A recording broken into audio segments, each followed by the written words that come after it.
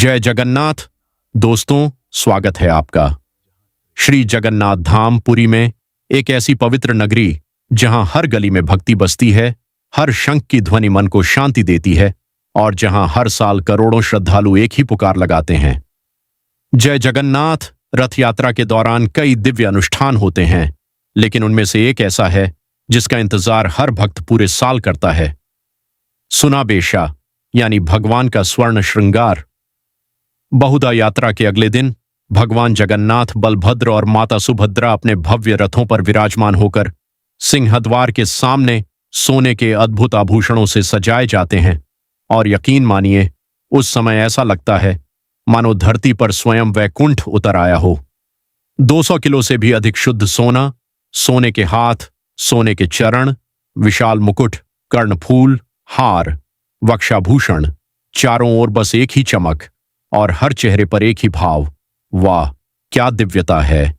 भगवान जगन्नाथ अपने हाथों में धारण करते हैं सुदर्शन चक्र और शंख, जो धर्म और संरक्षण का प्रतीक हैं।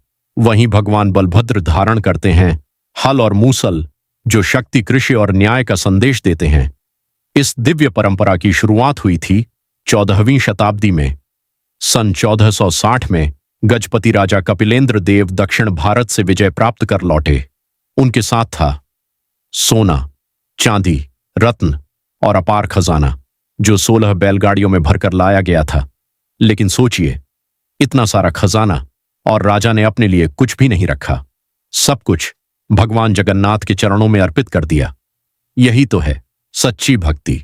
आज भी इन्हीं स्वर्ण आभूषणों को देखने के लिए लाखों श्रद्धालु पुरी पहुंचते हैं और इन अनमोल आभूषणों की सुरक्षा के लिए विशेष सुरक्षा व्यवस्था की जाती है। जैसे ही सूर्य की किरणें सोने के आभूषणों पर पड़ती हैं, पूरा वातावरण गूंज उठता है, जय जगन्नाथ। और सच कहें, उस पल कैमरा रिकॉर्ड करता है, लेकिन आंखें और दिल उस दृश्य को हमेशा के लिए अपने भीतर संजो लेते हैं। लेकिन रथ यात्रा की कहानी यहीं समाप्त नहीं होती। अब शुरू होता है सबसे भावुक अध्याय, नीलाद्रि बीजे, यानी भगवान का अपने घर श्री मंदिर में वापस लौटना।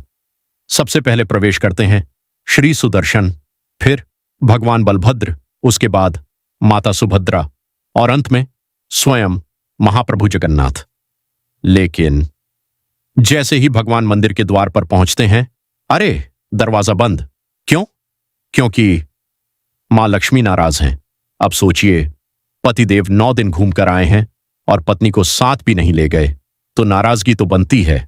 मंदिर के सेवकों के बीच भगवान और मां लक्ष्मी की ओर से एक प्यारा सा संवाद होता है।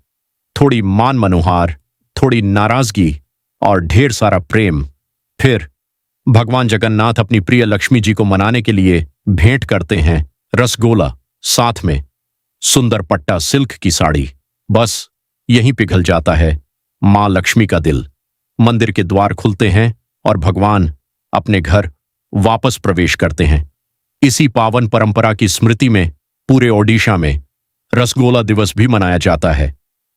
इसके बाद भगवान जगन्नाथ, बलभद्र और माता सुभद्रा भव्य रत्न सिंहासन पर विराजमान होते हैं और यहीं रथ यात्रा का यह दिव्य पर्व अपने सुंदर समापन तक पहुंचता है। यह केवल रथों की यात्रा नहीं है, यह आस्था की यात्रा है, भक्ति की यात्रा है, प्रेम की यात्रा है, क्षमा की यात्रा है और भगवान तथा उनके भक्तों के बीच अटूट विश्वास की यात्रा है। अगर आपको यह दिव्य यात्रा पसंद आई हो तो वीडियो को लाइक कीजिए, अपने परिवार और मित्रों के साथ शेयर कीजिए और हमारे चैनल व्लॉगिंग बाय सुजॉय को जरूर सब्सक्राइब कीजिए। फिर मिलेंगे एक और अद्भुत यात्रा के साथ। जय जगन्नाथ।